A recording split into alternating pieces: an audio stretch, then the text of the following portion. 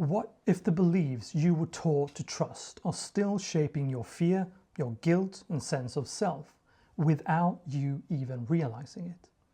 For many people leaving high control religions, the emotional impact doesn't end when the belief system does. It can linger as something called religious trauma syndrome. What can you actually do to heal after religious trauma? In this video, you'll learn practical, gentle steps you can start today to reclaim your identity, challenge harmful beliefs, and begin healing at your own pace. If you've ever struggled to trust your own thoughts after religion, this guide is for you.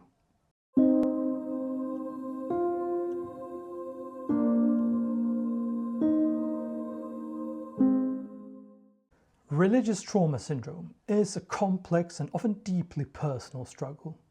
For those affected, the impact can be profound, influencing mental health, personal identity, relationships, and one's sense of self-worth. Here we explore how to begin the process of healing from religious trauma syndrome, providing practical ways to rebuild a life grounded in personal authenticity and inner peace.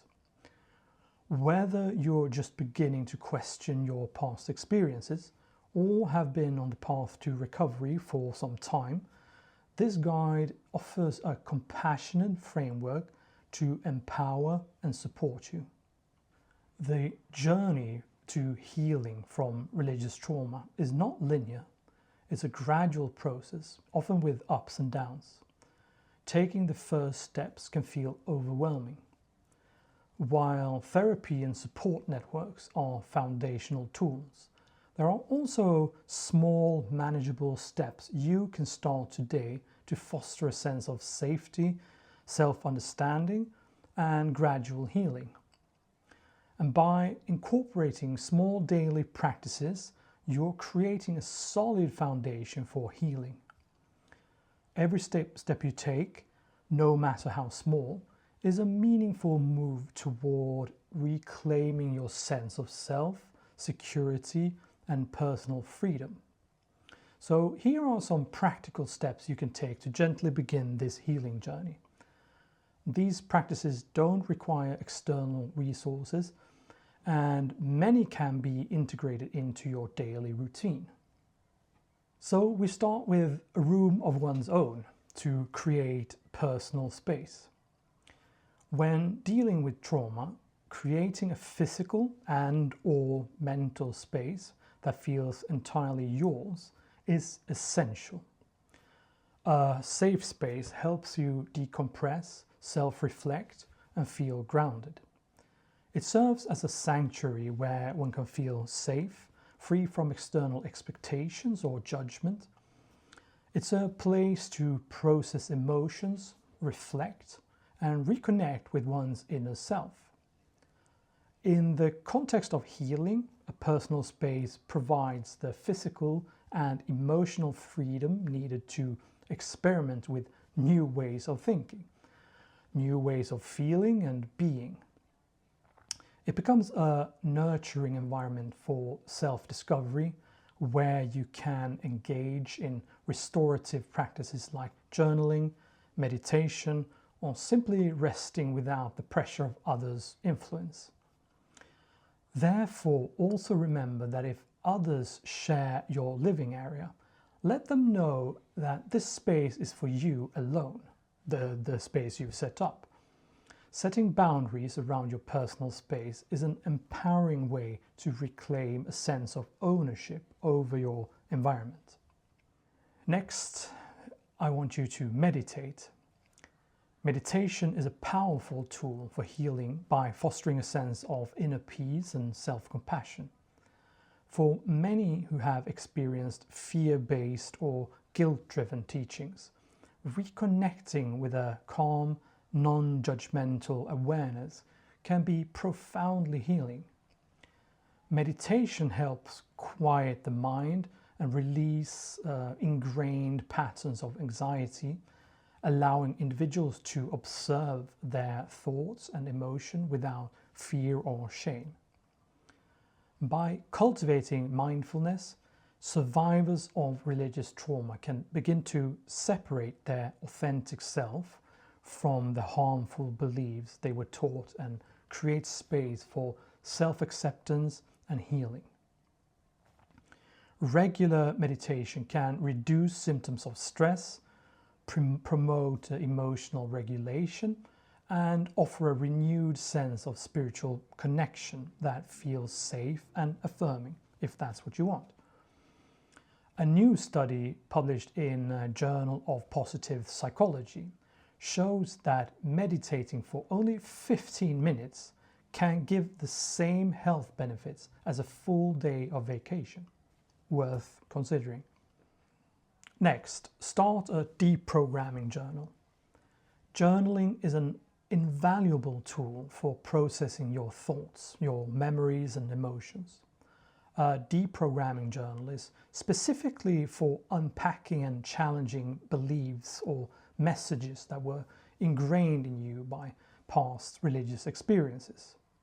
It's important to identify when and what. Identifying when you get triggered is a crucial step.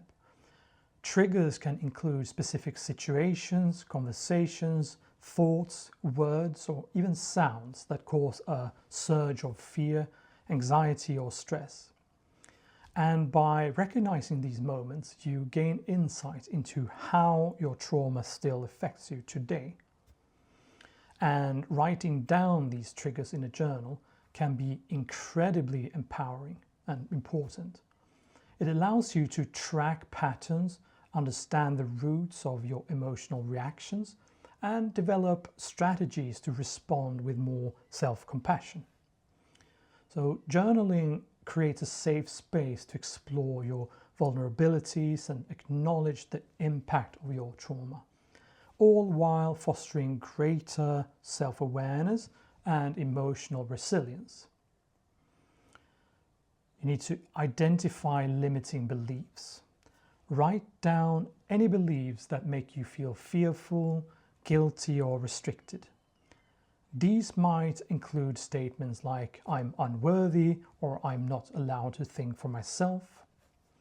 And also explore alternative narratives when you journal.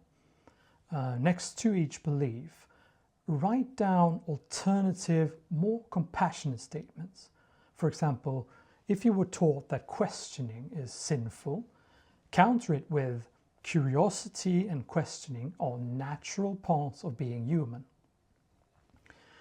Remember, your goal is not to erase your past, but to understand it and then reframe it in a way that aligns with your values and empowers you.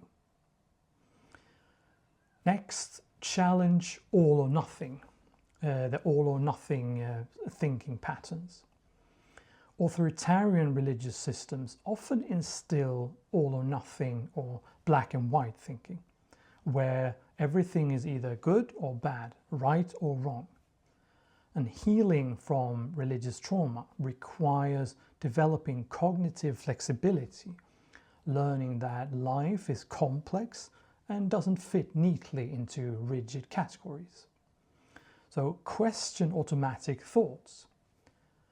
When you catch yourself having a rigid thought, ask gentle questions like, is this the only way to see this situation?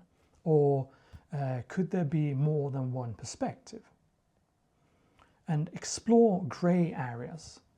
Gradually allow yourself to accept the idea that life is full of uncertainty and complexity.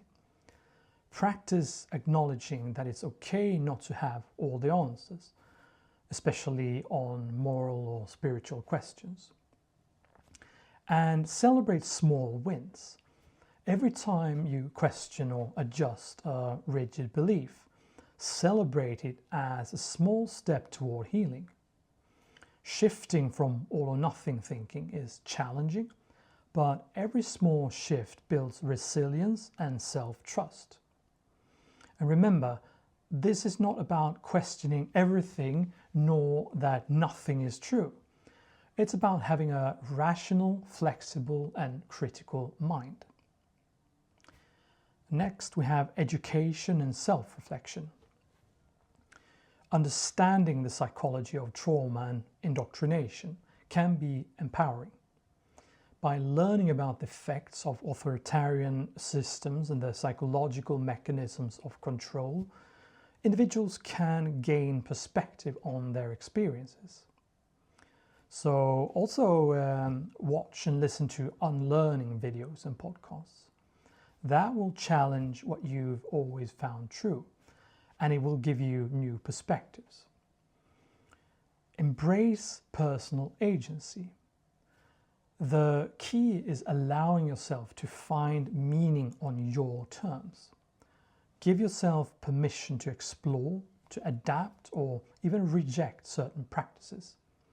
Your spiritual or secular path should feel affirming rather than restrictive. Also, experiment with simple acts of self-compassion. Religious trauma often leaves people with a harsh inner critic that makes self-kindness feel unfamiliar or even wrong. Starting small, practice acts of self-compassion to nurture a kinder, more supportive relationship with yourself.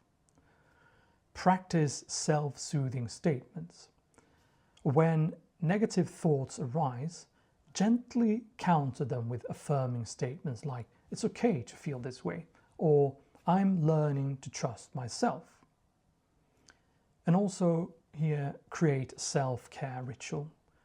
Choose one simple act of self-care to incorporate daily. This could be enjoying a cup of tea, taking a short walk, or reading for pleasure. And this small ritual will help you establish a habit of putting your well-being first. Remember that self-compassion is a skill. Don't expect to become a master of self-compassion overnight. Approach each self-compassionate act as a new skill to practice rather than something you need to perfect straight away. To heal from religious trauma, it's also important, if you feel the need, to seek help and support. Recognizing religious trauma is only the first step. Healing requires time, self-compassion, and often the support of professionals trained in trauma therapy. Like trauma-informed therapy, seeking a trauma-informed therapist can be transformative for those experiencing religious trauma. And therapists skilled in treating PTSD and complex trauma can help individuals unpack and process their experiences, developing healthier emotional and cognitive patterns. And then we also have a cognitive behavioral therapy, CBT. And CBT is effective for addressing the thought patterns often seen in religious trauma. By actively challenging and reframing negative beliefs, individuals can gradually overcome ingrained feelings of shame and fear. And seek community support. Finding communities of people who have had similar experiences can be validating and comforting. Support groups and online communities focused on religious trauma can offer a safe space for sharing and healing. And if you haven't yet done so, make sure to subscribe to our newsletter on Believe.com. Believe.com. You'll see it here.